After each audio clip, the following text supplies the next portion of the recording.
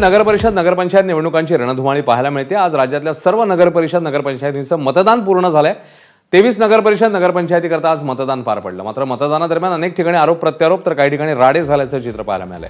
अनेक ठिकाणी मतदारांना पैसे वाटल्याचे आरोप झाले। नांदेडला धर्माबादमध्ये महिलांना मंदिरात आणि मंगल कार्यालयात डांबून ठेवल्याची घटना समोर आली। तर महिलांना मतदानासाठी पैसे देण्याचं आमिष राजकीय पक्षांकडून देण्यात आल्याचा आरोप महिलांनी केला। काही ठिकाणी बोगस मतदान केल्याचे प्रकार समोर झाले।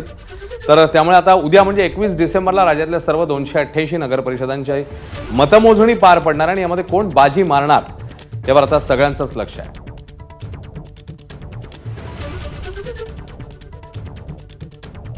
तर अनेक ठिकाणी गोंधळाची स्थिती, राडे हे सगळं बघायला मिळालं। 23 नगरपरिषदांसाठीच्या मतदानाची वेळ आता संपलेली आणि अर्थातच आता सगळ्यांना प्रतीक्षा आहे ती मतमोजणीची, निकालाची।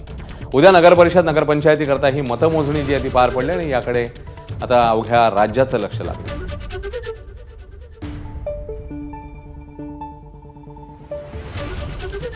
अनेक ठिकाणी बोगस मतदान झाल्याच्या तक्रारी झाल्या। काही ठिकाणी महिलांना मंदिरात कोंडून ठेवल्याची घटना समोर आली। धर्माबादमध्ये तर 4000 रुपये देण्याचं आमिष देखील दाखवण्यात आलेलं होतं, असाही आरोप झालेला होता। त्यामुळे आता एकूणातच ही निवडणूक गाजलेली आहे विविध प्रकारांनी, आरोपांनी आणि त्यामुळे आता मतदानानंतर मतमोजणीमध्ये कोण बाजी मारतंय, निकालामध्ये कोण बाजी मारतंय याकडे सगळ्यांचंच लक्ष आहे।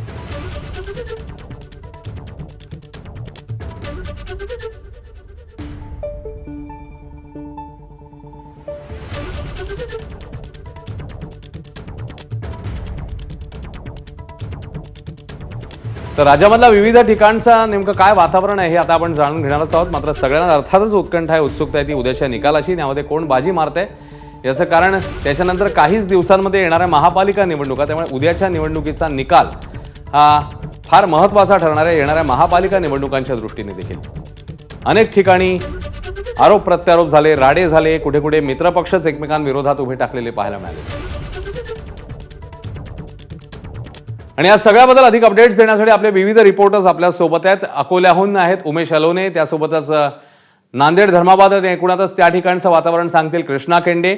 अहिल्यानगर आणि परिसरातली अपडेट नितीन ओझांकडनं जाणून घेणार आहोत। ठाणे आणि परिसरात नेमकं काय घडलं सुरेश काटे आपल्या सोबत आहेत। कोल्हापूरमध्ये आहेत विजय केसरकर। तर बारामती, फलटण आणि परिसर, पुणे या ठिकाणची ताजी माहिती जाणून घेऊ जयदीप भगत यांच्याकडनं। आणि मनोज जयस्वाल हे आपल्याला वाशिमसह विविध ठिकाणच्या घटना ज्या आहेत त्या संदर्भात माहिती देणार आहेत। कृष्णा केंडे आपल्या सोबत आहेत। सुरुवातीला त्यांच्याकडे आपण जाणार आहोत। कृष्णा, धर्माबाद मधला प्रकार आपण बघितला, ज्या पद्धतीने घडामोडी घडलेल्या होत्या।